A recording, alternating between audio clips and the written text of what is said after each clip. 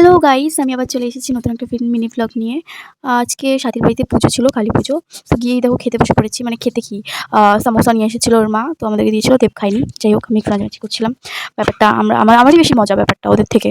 সাথীর বাড়ির পূজা কিন্তু মনে হচ্ছিল আমারই বাড়ির পূজা। আমি আগে চলে গেছিলাম, আমি আর ট্রিনা রেডি ফেডি হয়ে। তারপর এখানে আমার রেডি দেখে ওরা মানে সাথীর বোনও বলছে যে দিদি তুমি আমাকে রেডি করিয়ে দাও। তাই আমি ওকে রেডি করিয়ে দিলাম। পাশে ওর বান্ধবীও ছিল, ট্রিনা ওকে হেল্প করছিল।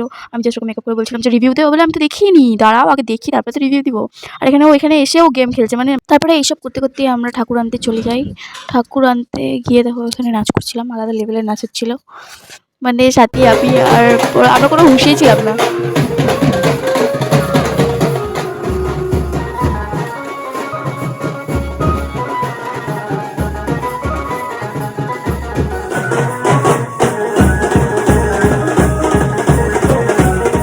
এই যে তারপর আমরা ঠাকুর নিয়ে চলে আসলাম। আর সারা রাত ধরে পুজো হয়েছিল, আর আমরা কোনো কারণবশত আর কি আমরা থাকতে পারিনি পুজোটার সময়। তো চলে আসতে হয়েছে। তো এতটুকুই ছিল। ব্লগটা কেমন লাগলো জানিও। ভালো লাগলে like, comment, share and subscribe করে দিও। টাটা।